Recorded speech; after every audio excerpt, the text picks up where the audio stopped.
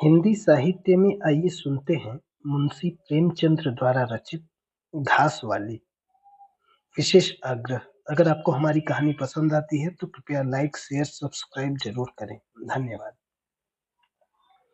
मुलिया हरी हरी घास का गट्टा लेकर लौटी तो उसका गेहुआ रंग कुछ सुर्ख हो गया था और बड़ी बड़ी मखमूर आंखें कुछ सहमी हुई थी।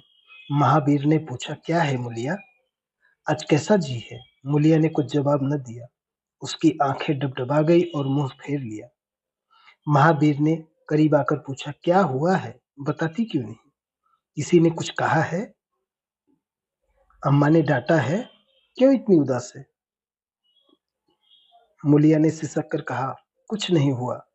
क्या बताऊं, अच्छी तो हूं। महावीर ने मुलिया को सर से पांव तक देखकर पूछा, चुपचाप रोती रहेगी कि बताएगी भी?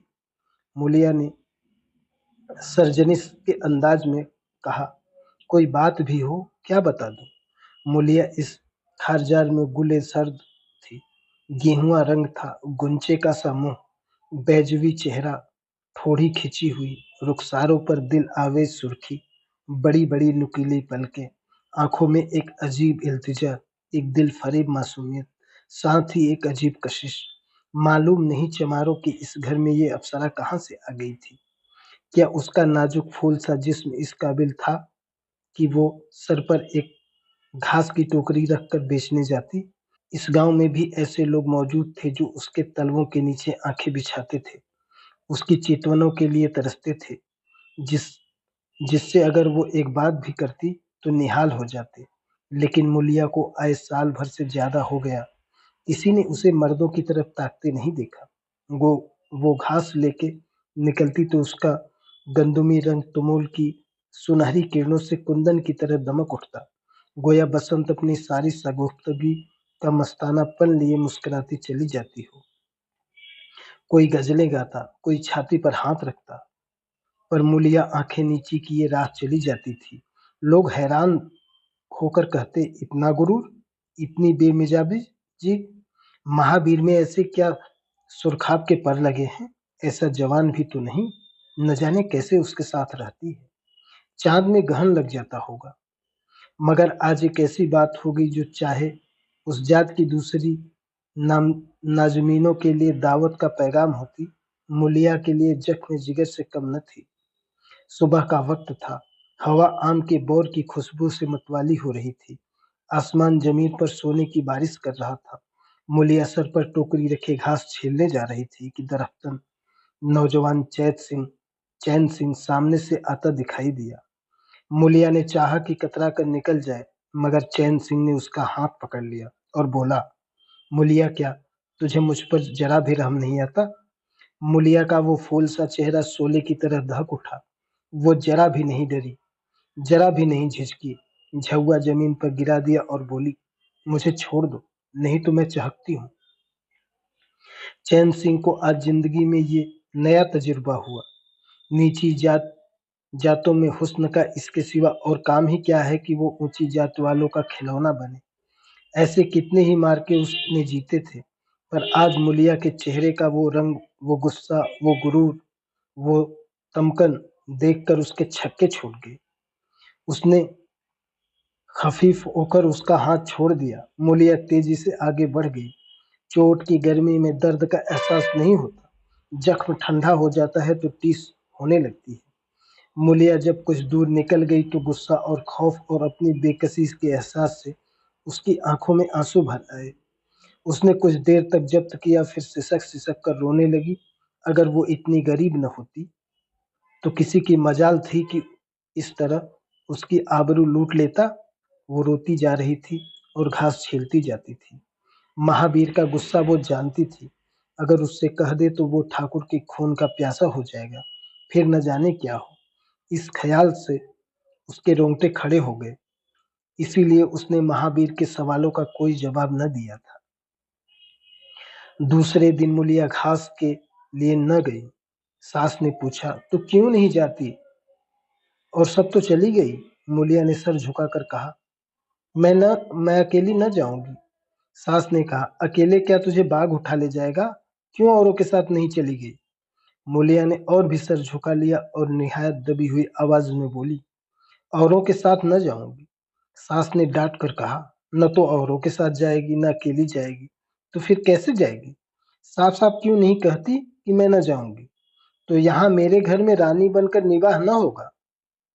किसी को चाम नहीं प्यारा होता, काम प्यारा होता है। तू बड़ी सुंदर है तो तेरी सुंदरता लेकर चाटूं? उठा झुआ और जा घास ला। दरवाजे पर नीम के दरख्त के साए में खड़ा महावीर घोड़े को मल रहा था।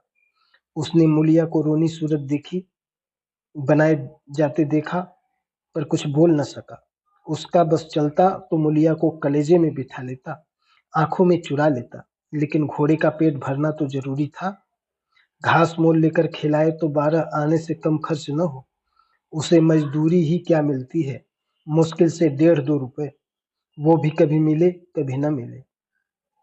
बुरा हुआ उन मोटर लारियों का। अब इक्की को कौन पूछता है? महाजन से 150 रुपए कर्ज लेकर इक्का और घोड़ा खरीदा था। उसके सूद के भी नहीं पहुंचते। असल का जिक्र ही क्या। जाहिरदारी की न जी चाहता हो न जा, दिखी जाएगी। मूलिया निहाल हो गई।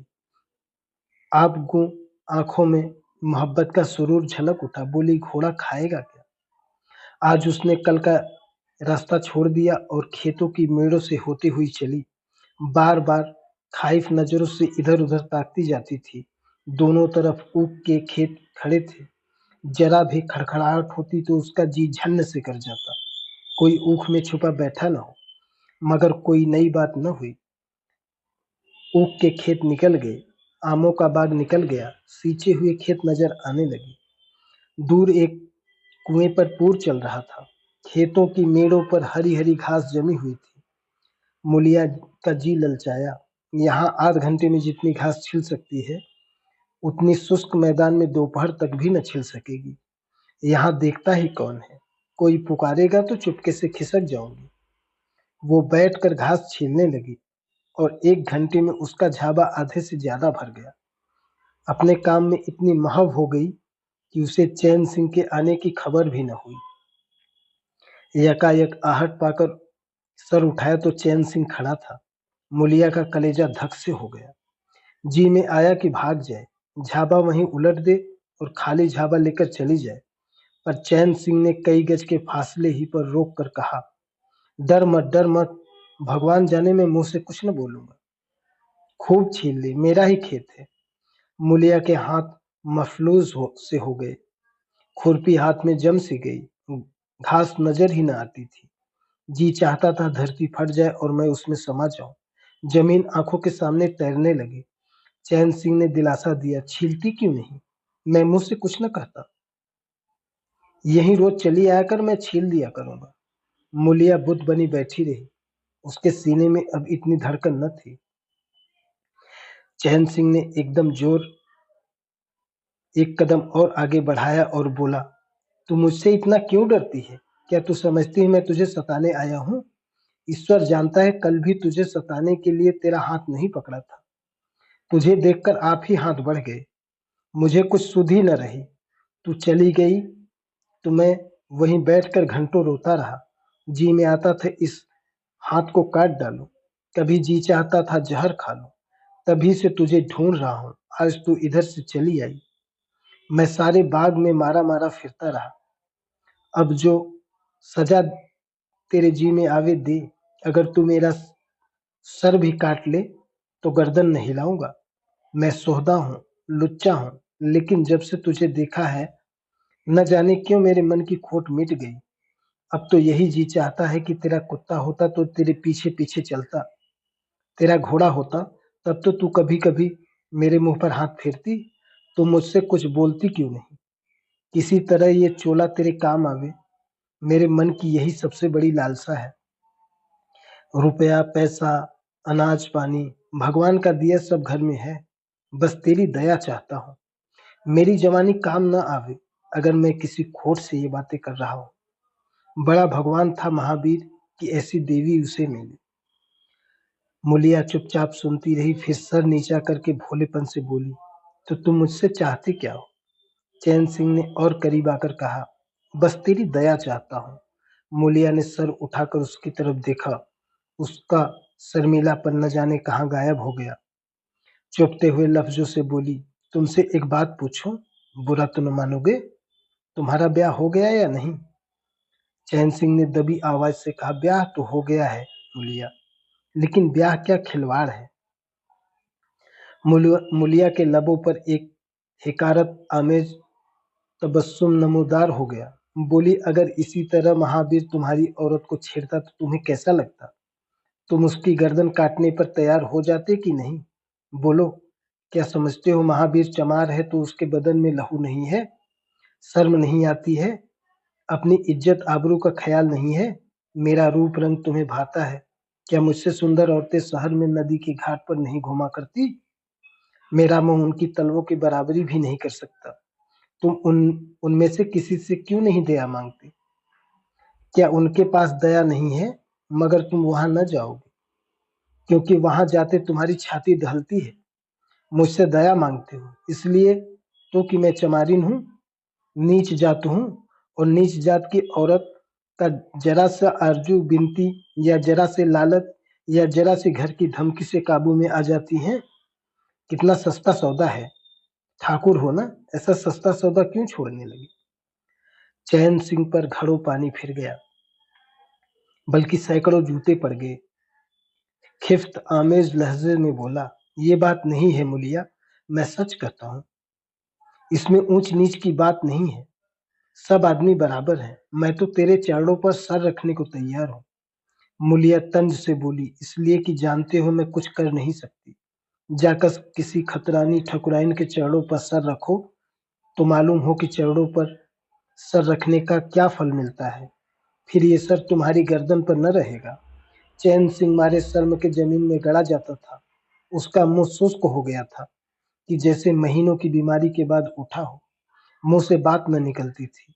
मूलिया इतनी ही फहम है उसका उसे अब गुमान हुआ।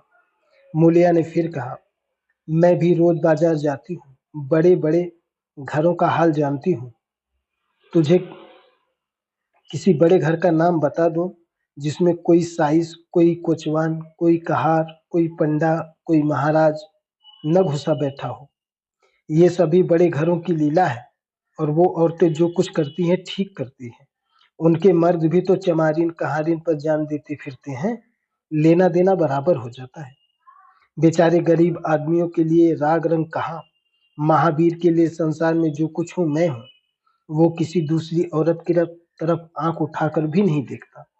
संयोग की बात है कि मैं जरा सुंदर हूँ, लेकिन मैं काली कलूटी होती तब भी महावीर मुझे इसी तरह रखता। इसका मुझे भरोसा है। मैं चमारिन होकर भी इतनी कमीनी नहीं हूँ कि जो अपने ऊपर भरोसा करे उसके साथ दगा करूं। हाँ, महावीर अपने मन की बात करने लगे, मेरी छाती पर मूंग दले तो मैं भी उसकी छाती पर मूंग दलूंगी। तुम मेरे रूप ही के दीवाने हो ना? आज मुझे माता निकल आए, काली हो जाऊं तो मेरी तरफ ताकोगे भी नहीं। बोलो, झूठ कहती हूँ? चैन सिंह इनकार न कर सका। मूलिया ने उसी मलातम आमेज लहजे में कहा, लेकिन मेरी एक नहीं दोनों आंखें फूट जाएं तब भी महावीर की आंख न फिरेगी। मुझे उठावेगा, बिठावेगा, खिलावेगा, सुलावेगा। कोई ऐसी सेवा नहीं है जो वो उठा न सके। तुम चाहते हो ऐसे आदमी से दगा करूं? जाओ, अब मुझे कभी न छेड़ना, नहीं तो अच्छा न होगा। जवानी का जोश है, हौसला है, कुव्वत है, और वो सब कुछ जिंदगी को रौनक, पाकीज़ा और मुकम्मल बना देता है। जवानी का नशा है, नफ्त परवरी है, रौतन है, हवस परस्ती है, खुद मतलबी है, और वो सब कुछ जो जिंदगी को बहमे जवाल और बदी की जानिब ले जाता है। चैन सिंह पर जवानी का नशा था। मूलिया ने ठंडी छींटों से नशा उतार दिया। औरत जितनी आसानी से दीन और ईमान को गातर कर सकती है, उतनी ही आसानी से उनको कुव्वत भी आता है। वही चैन सिंह जो बात बात पर मजदूरों को गालियां देता था, असामियों को पीटता था, अब इतना खलीक, इतना मुतहल्लिम, इतना मुनकशिस हो गया था कि लोगों को ताज्जुब होता था।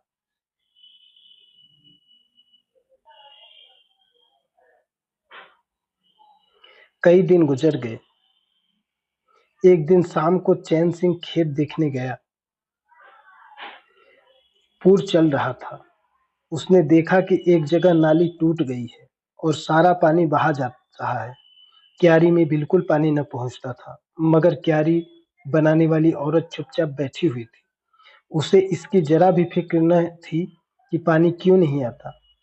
पहले ये लापरवाही देखकर चैन सिंह आपे से बाहर हो जाता। उस औरत के पूरे दिन की मजदूरी काट लेता और पूर चलाने वालों को घुड़कियां जमाता।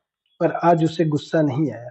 उसने मिट्टी लेकर नाली बांध दी और बुढ़िया के पास जाकर बोला, तू यहाँ बैठी है और पानी सब बहा जा रहा है।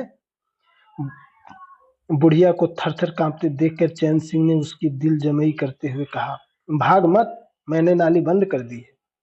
बुढ़ऊ कई दिन से नहीं दिखाई दिए, कहीं काम धंधा करने जाते हैं कि नहीं। बुढ़िया का सिकड़ा हुआ चेहरा चिकना हो गया। बोली, आजकल तो थाली ही बैठे हैं, भैया कहीं काम नहीं लगता। चैन सिंह ने नरमी से कहा, तो हमारे यहाँ लगा दे, थोड़ा सन रखा है, काट दे। ये कहता हुआ वो कुएं की जानिब चला गया। वहां 4 पुर चल रहे थे, पर उस वक्त 2 हकोले बेर खाने गए हुए थे। चैन सिंह को देखते ही बाकी मजदूरों के होश उड़ गए। अगर ठाकुर ने पूछा तो आदमी कहाँ गए, तो क्या जवाब देंगे। सब के सब डांटे जाएंगे। बेचारे दिल में सहमे जा रहे थे कि देखें सर पर कौन सा आफत आती है। चैन सिंह ने पूछा, वो दोनों कहाँ गए। एक मजदूर ने डरते डरते कहा, दोनों किसी काम से अभी चले गए हैं भैया।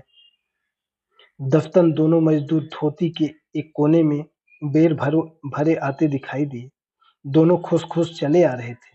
चैन सिंह पर निगाह पड़ी तो पांव मन मन भर के हो गए। अब न जाते बनता था न आते। दोनों समझ गए कि आज बेतरह मार पड़ी, शायद मजूरी भी कट जाए। ससोसंज की हालत में खड़े थे कि चैन सिंह ने पुकारा, आओ बढ़ाओ, कैसे बैर हैं, जरा मुझे भी दिखाओ, मेरे ही बाग के हैं ना। दोनों और भी थर्रा उठे। आज ठाकुर जीता न छोड़ेगा, शायद सर के बाल भी न बचे, भिगो भिगो कर लगाएगा। चैन सिंह ने फिर कहा, जल्दी आओ, खड़े क्या हो, मगर पक्की पक्की सब मैं ले लूंगा, कह देता हूँ। जरा एक आदमी लपक के घर से थोड़ा नमक तो ले आओ, छोड़कर आओ बेर खाओ। इस बाग में बेर बहुत मीठे हैं, काम तो करना ही है। दोनों खतावारों को अब कुछ तसफ्फी हुई।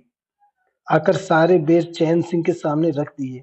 एक मजूर नमक लाने दौड़ा, एक ने कुएं से लुटिया डोर से पानी निकाला।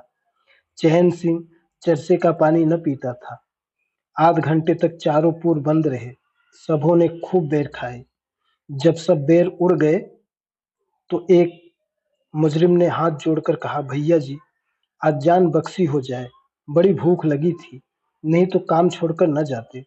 चैन सिंह ने हमदर्दाना अंदाज से कहा, तो इसमें बुराई क्या हुई, मैंने भी तो बेर खाए, आध घंटे का हर्ज हुआ, इतना ही तो। तुम चाहोगे तो घंटा भर का काम आध घंटे में कर लोगे, न चाहोगे तो दिन भर में भी घंटे भर का काम न होगा। चैन सिंह चला गया तो चारों बातें करने लगे। एक ने कहा, मालिक इस तरह रहे तो काम करने में जी लगता है, ये नहीं हरदम छाती पर सवार। दूसरा, मैंने तो समझा आज कच्चा ही खा जाएगा। तीसरा, कई दिन से देखा हूं मिजाज कुछ नरम हो गया है। चौथा, सांझ को पूरी मजदूरी मिले तो कहना। पहला, तुम तो हो गोबर गणेश, आदमी का रुख नहीं पहचानते। दूसरा, अब खूब दिल लगाकर काम करेंगे। तीसरा, जब इन्होंने हमारे ऊपर छोड़ दिया है तो हमारा भी धर्म है कि अपना काम समझकर काम करें। चौथा, मुझे तो भैया ठाकुर पर अब भी विश्वास नहीं आता। एक दिन चैन सिंह को किसी काम से कचहरी जाना था। 5 मील का सफर था। यूं तो वो बराबर अपने घोड़े पर जाया करता था, पर आज धूप तेज थी, सोचा इक्के पर चला चलो। महावीर को कहला भेजा, मुझे भी लेते जाना। कोई 9 बजे महावीर ने पुकारा। चैन सिंह तैयार बैठा था। चटपट इक्के पर बैठ गया, मगर घोड़ा इतना दुबला हो रहा था, इक्के की गद्दी इतनी मैली और फटी हुई, सारा सामान इतना बोसीदा कि चैन सिंह को इक्के पर बैठने में शर्म आती थी। पूछा, ये सामान क्यों बिगड़ा हुआ है? महावीर, तुम्हारा घोड़ा तो तुम्हारा घोड़ा तो अभी इतना दुबला न था। क्या आजकल सवारियां कम हैं? महावीर ने कहा। मालिक, सवारियां कम नहीं, मगर लारियों के सामने इक्के को कौन पूछता है? कहाँ 2 ढाई 3 की मजूरी करके घर लौटता था, कहाँ अब 20 आने के पैसे भी नहीं मिलते। क्या जानवर को खिलाऊं, क्या आप खाऊं? बड़ी विपत में पड़ा हुआ हूँ। सोचता हूँ कि इक्का घोड़ा बेच आप लोगों की मजूरी करूं, पर कोई ग्राहक नहीं लगता। ज्यादा नहीं तो 12 आने तो घोड़े ही को चाहिए, घास ऊपर से। जब अपना ही पेट नहीं चलता तो जानवर को कौन पूछे? चैन सिंह ने उसके फटे हुए कुर्ते की तरफ देखकर कहा, 2-4 बीघे की खेती क्यों नहीं कर लेते? खेत मुझसे ले लो।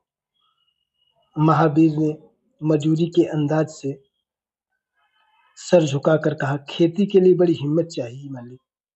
मैंने भी सोचा है, कोई ग्राहक लग जाए तो इक्के को औने पौने निकाल दूं, फिर घास छीलकर बाजार ले जाया करो। आजकल सास बहू दोनों घास छीलती हैं, तब जाकर 10-12 आने पैसे नसीब होते हैं। चैन सिंह ने पूछा, तो बुढ़िया बाजार जाती होगी? महावीर शर्माता हुआ बोला, नहीं राजा, वो इतनी दूर कहाँ चल सकती है।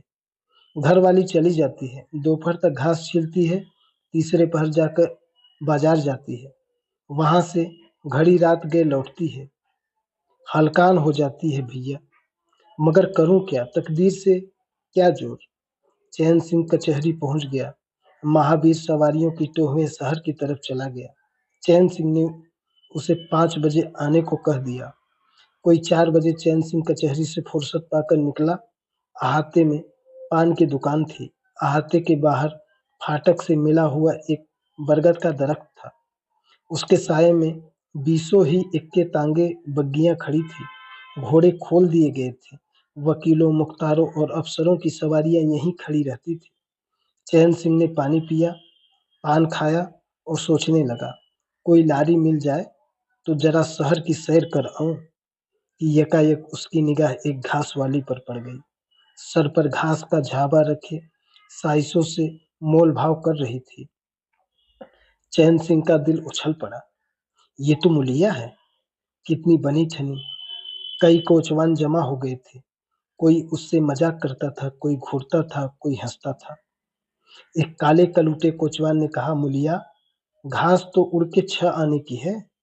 मुलिया ने नशाखोज आंखों से देखकर कहा, 6 आने पर लेना है तो वो सामने घसकरीने बैठी हैं, चले जाओ, 2-4 पैसे कम में पा जाओगे। मेरी घास तो 12 आने में ही जाएगी।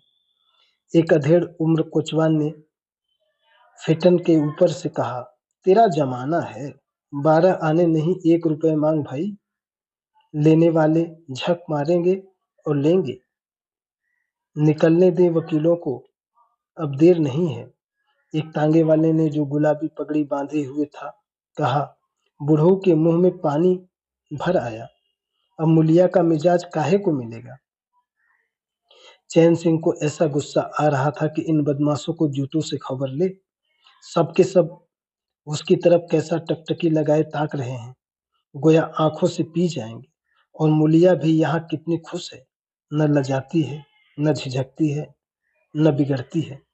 कैसा मुस्कुरा मुस्कुरा कर रसीली चितवनों से देख देख कर सर का आंचल खिसका कर मुंह मोड़ मोड़ कर बातें कर रही है। वही मुलिया जो शेरनी की तरफ तड़प उठती थी।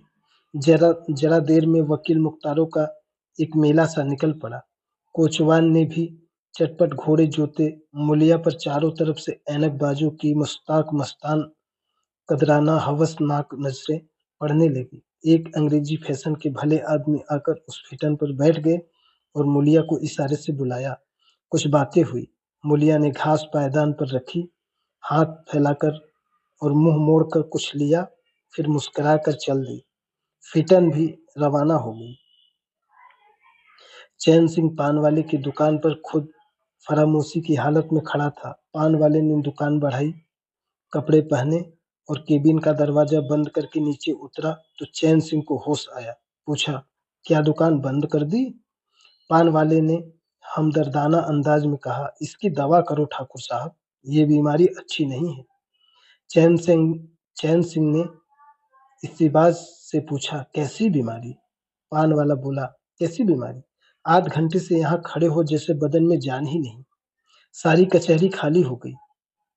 मेहतर तक झाड़ू लगाकर चले गए। तुम्हें कुछ खबर हुई? जल्दी दवा कर डालो। चैन सिंह ने छड़ी संभाली और फाटक की तरफ चला कि महावीर का इक्का सामने से आता दिखाई दिया। इक्का कुछ दूर निकल गया तो चैन सिंह ने पूछा, आज कितने पैसे कमाए महावीर? महावीर ने हंसकर कहा, आज तो मालिक दिन भर खड़ा ही रह गया, किसी ने बाजार में भी न पकड़ा, ऊपर से 4 पैसे की बीड़ियां पी गया। चैन सिंह ने जरा पसोपेश के बाद कहा, मेरी एक सलाह मानो, इज्जत हमारी और तुम्हारी एक है। तुम मुझसे 1 रुपया रोजाना ले लिया करो, बस जब बुलाऊं तो इक्का लेकर आ जाओ। तब तो तुम्हारी घरवाली को घास घास को ले जाकर बाजार न बेचना पड़ेगा। बोलो मंजूर है? महावीर ने मस्कोर नजरों से देखकर कहा, मालिक आप ही का तो खाता हूँ, प्रजा भी आपका हूँ, जब मर्जी हो बुलवा लीजिए। आपसे रुपया? चैन सिंह ने बात काट कर कहा, नहीं, मैं तुमसे बेकार नहीं लेना चाहता। तुम तो मुझसे एक एक रुपए रोज ले लिया करो। घर वाली को घास लेकर बाजार मत भेजा करो। हाँ, देखो मुलिया से भूल कर भी इसकी चर्चा मत करना, न और किसी से कुछ कहना। कई दिन के बाद शाम को मुलिया की मुलाकात चैन सिंह से हो गई। वो असामियों से लगान वसूल करके घर की तरफ लपका जा रहा था कि उसी जगह जहां उसने मुलिया की बांह पकड़ी थी, मुलिया की आवाज उसके कानों में आई। उसने ठिठक कर देखा तो मुलिया दौड़ी चली आ रही थी। बोला, क्या है मुलिया? दौड़ मत, मैं तो खड़ा हूं ना। मुलिया ने हाँफते हुए कहा, अब मैं घास बेचने नहीं जाती।